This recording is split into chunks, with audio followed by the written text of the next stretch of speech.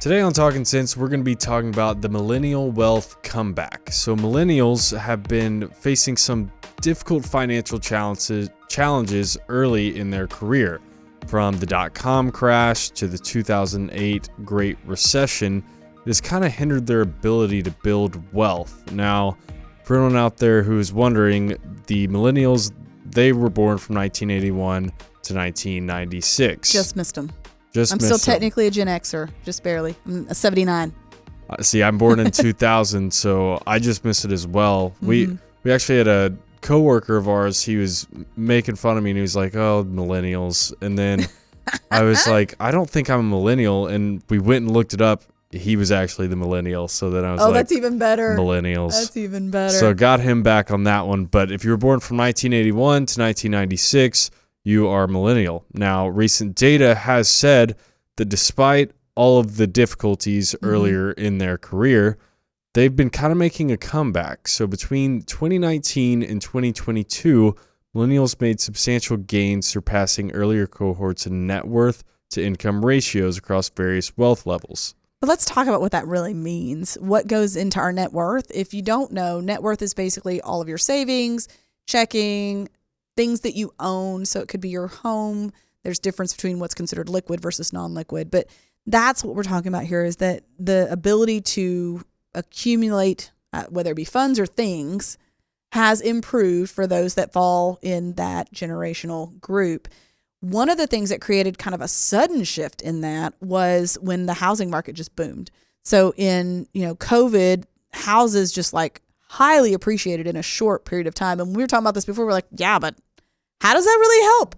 Well, when you're talking about net worth, the value of your home is included in that calculation. But the thing to be cautious about with really seeing that when you're kind of thinking of where you're at in life is, I have a house that, I could sell it today for a pretty good amount, but I certainly couldn't buy another house today and put less debt in my pocket. I'm not going to be able to take the growth out of this house and end up in a better position with the next house, because the next house is highly appreciated too. So we did see a surge in that. And we also saw that in Generation Y. When it comes to financial assets, personal savings with the federal stimulus and the pause on student loan payments has helped many catch up a little bit, whether it's Generation X, Generation Y, millennials, whatever.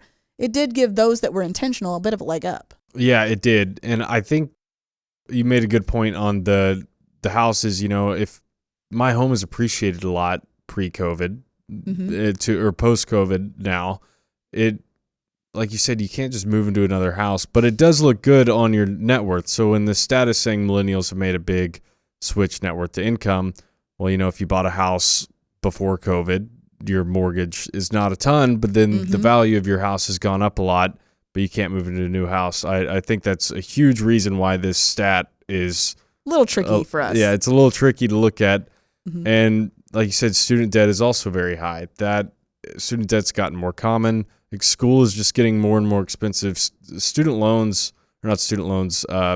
tuition, especially for college, that's like the fastest growing inflation out of that and everything. Healthcare. Those are the two at the top usually. And healthcare. What I'll say, I'm living this right now because I have a senior, and he came in the other day and he was talking about one particular college and then another one. And I just told him, I said, listen, I appreciate that one sounds attractive to you, but it's got a $50,000 a year tuition. We don't have that kind of money. I'm kind of if you earn the scholarship, great. If you don't, those loans are not my responsibility yet. But I think that we have to be cautious about being intentional with those things. That's the one thing out of that I really wanted to kind of come out of is, when you have opportunities, like during the times when you don't have, like when you first get out of college, for instance, you've got a period of time there where you don't have to make student loan payments. You've got like 6 months, I think, before they activate it. What if you were intentional in that 6 months to still live like a college student a little bit, even though you've got that full paycheck, and pay some of that off before the interest starts accruing?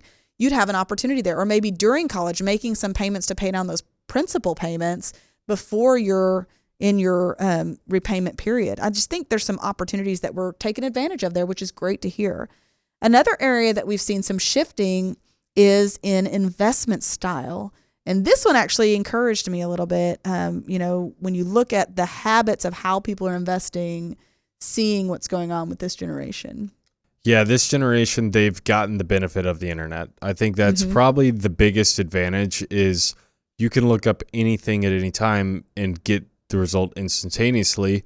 And one topic that they are going to learn about is investing. They don't just need to rely on the news. They can listen to podcasts like this. They can listen to people like Dave Ramsey.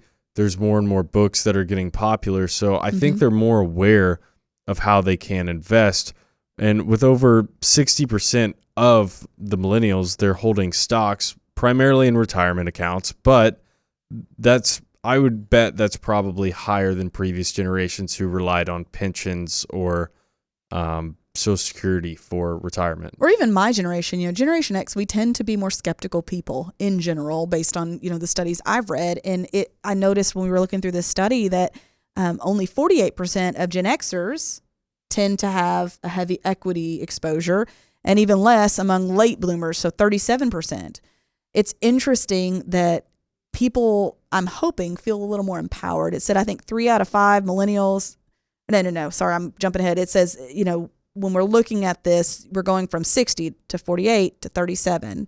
So as they've, starting with younger generations, they've just got more access, like you said, to information. I think things are less scary when you can learn about them. For my generation, when we needed to know something in our early 20s, we had to find a library. We had to look it up. We couldn't just we had the internet, but nobody really knew how to use it yet. And so it's just so cool to see that now there's with great power comes great responsibility. There's a lot of junk. There's a lot of junk on the internet. So you've got to know how to filter it too. Yeah, that's one of the other downsides of too much information is how do you know what is valid information? But why is investing crucial for millennials? Well, I think there's 2 big reasons. One is compound interest. You want your money to grow, and it needs to grow to outpace inflation, which is the other reason why it's crucial. We've seen it over the past few years. Inflation is getting really high, and things are going to get more expensive in the future. So you need that compound interest to let your money grow, let your money work for you. And so I think that's key. And millennials, they're in a good point. They're young right now. If you're born from 81 to 96, you're anywhere from your upper 30s, lower 40s to even some, how old would they be? Just about 29, I guess. So 29 to up to lower 40s. So there's still a lot of time before they're retiring. They have a lot of time to catch growth in the market. Well, and I think people are waking up to the responsibility of savings too. I think, my grandparents had pensions. My parents even had access to pensions. My generation's not going to have that. And I think younger generations beyond mine even are realizing, okay, this responsibility is on me. And so they're taking it very seriously, which I love. And they're taking ownership and they're making strides to understand it and get going. Another impact that we're seeing that we feel like has an effect on this is that there are a lot of dual household incomes without children. I think this generation has the highest option. Oh, goodness gracious. This generation has the most households where they just choose not to have children. And that means there's more free income to go towards whatever goals they have. Yeah. Our stats say that 3/5 of millennials without kids say they don't want them because they're too expensive. And as someone with a lot of kids, I'm sure you could vouch for that. They're expensive. I joke that when my kids are all out of the house, there will be signs. I'll be driving no, I'm just kidding. I just won't be all the time going, oh, but it's expensive. And it's interesting when I read that they're just choosing to delay that, to give them some time to get their footing, whether they're choosing to have children at all or just delay it. There's a lot of people choosing to have that dual income even when they don't necessarily have to. It's also a really good opportunity to start knocking out some other goals. When you have dual income, no kids, you can really set yourself up for a good spot in the future, whether that's maxing out retirement and even doing some on the side or saving for a house, paying off student loan debts. It's really a good time to get stuff in order and to set yourself up for success in the future. Yeah, I think that intentionality is something that pays off well in every part of your life. If you have the opportunity to make a stride towards one of your goals, be intentional, you're going to be successful. I have seen. One of the things a lot of people who are struggling will say is, well, I just don't have any wiggle room. We've talked about this before, living paycheck to paycheck. What we have found when we meet with those people and we go through everything, there's usually things they could do to be just a smidge more intentional that would help them. For instance, if you get a bonus, use it intentionally. Pay down something that you otherwise wouldn't have had the opportunity to. Get a side hustle for a little while. Waiting tables for a few months might stink, but having debt for the next year stinks worse. So this generation has, in my opinion, taken a lot of intentional steps to put themselves on the path to success. Now, of course, there's outliers and everything. There's some that probably aren't doing anything. I know my generation, we kind of live in denial sometimes about some of this stuff. But I think you have some opportunities when you're younger, and I'm going to call these people younger because they're younger than me. You're younger than me. To change your habits, stop the things that are holding you back, no more excuses, and start being intentional towards the things that are going to move you forward. So one of the things that I would caution people about, again, I mentioned it earlier, but I want to circle back to it, is net worth. A lot of people get really tied up in their net worth. And I've even had clients come in and they'll hand me a whole worksheet, and it's like their house is worth this much, their vehicles are worth this much, but their assets are like a tiny part of their net worth. And they're like, I've got $1 million net worth. I'm like, that's great. How are you going to turn that house into an income stream? And then they sit there. And I don't mean it disrespectfully. I think you can get your mindset set on the wrong thing. And it's no different than people say, well, if I have $1 million in retirement assets, I'm set. Well, that doesn't necessarily mean you are. I think we've got to get our mindset around healthy habits first. And along the line of healthy habits, we're seeing a lot of younger people come in to meet with us to get advice on financial advising. And that's why recently we've opened up the Spark program. And what that is it's a good way for younger clients to come in, get started, and meet with a financial advisor to figure out how we can accumulate assets for retirement.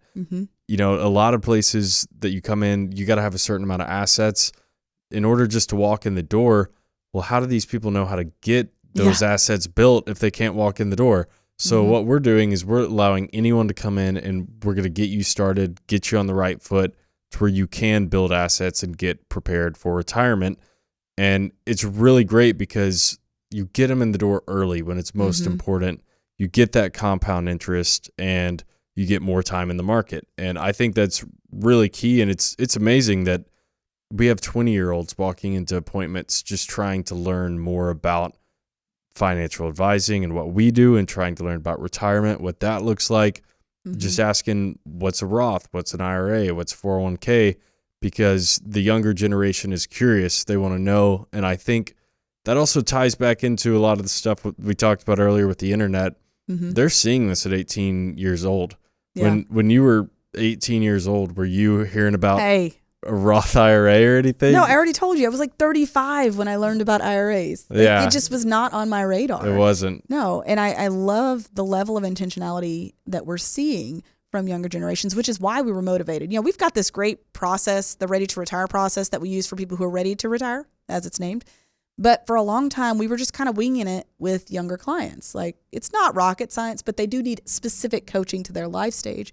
And that's why we created Spark, so that we could be intentional with that group. And if you would like more information about Spark, you can reach out to us at info@getreadyforthefuture.com, and you can just put in there, I want to know more about Spark. And one of our advisors will reach out to you. There's no cost to talk to an advisor at that first meeting.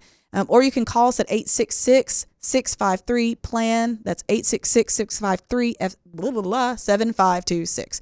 866-653-7526. If you would like to have a meeting with a Spark advisor to get started on your journey or get some help along the way, that would be great. And another thing that we created the Spark for, I just want to kind of plug this too, is, if people have moved jobs, which the statistics also say people in this generation are more likely to switch jobs to help themselves move up. If you've switched jobs and you have a 401k sitting, we call it an orphaned 401k, you need some advice on what to do with it, especially if it's in a plan where maybe it's not easy to manage yourself. That's one of the things we can help people with, helping you get a budget, helping you figure out what topics you need to learn so you can fill the gaps in your financial journey. So Spark, I'm very proud to be part of the group that got that going.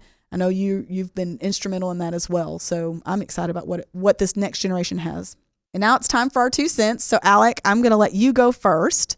What would be your final thoughts regarding this subject? Well, my 2 cents from looking at the research and everything that millennials have been doing out there, I really think that they should be proud of where they are, everything they've been through, and where they're going. Only thing I would say is there's a lot of work to be done. They're probably getting close, or they're in their prime income years.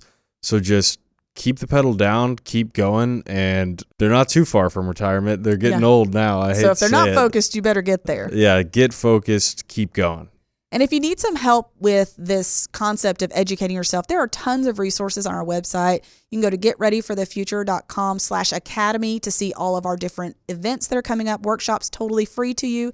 As Alec has said before, we do typically feed you while you're there as well, so you can turn it into a date night. If you're like me, that really is a date night. But we also have other resources. You can go to getreadyforthefuture.com/keys or text keys to 501-381-5228 for our 6 keys to financial independence. It's just a quick guide to help you kind of check off where you stand in your journey to financial independence. Thank you guys so much for joining us today on Talking Sense. As a reminder, you can find us on YouTube, Facebook, and where you take your podcast from typically. We put episodes out every single week. We'd love for you to subscribe so you don't miss one. We'll see you next week. Thanks for listening to Talking Sense. And if you like what you hear, make sure and subscribe to the podcast to get all the newest episodes. The Jim Wealth team is available to you 24/7 at info@getreadyforthefuture.com or by calling our offices at 866-653-PLAN. That's 866-653-7526. And while we like to have fun here, we're also financial advisors, and that means disclosures. You should personally consult a financial advisor before making any investment, and no strategy can assure success. Securities offered through LPL Financial, member FINRA SIPC. Investment advice offered through Independent Advisor Alliance. Independent Advisor Alliance and Jim Wealth Financial Advisors are separate entities from LPL Financial.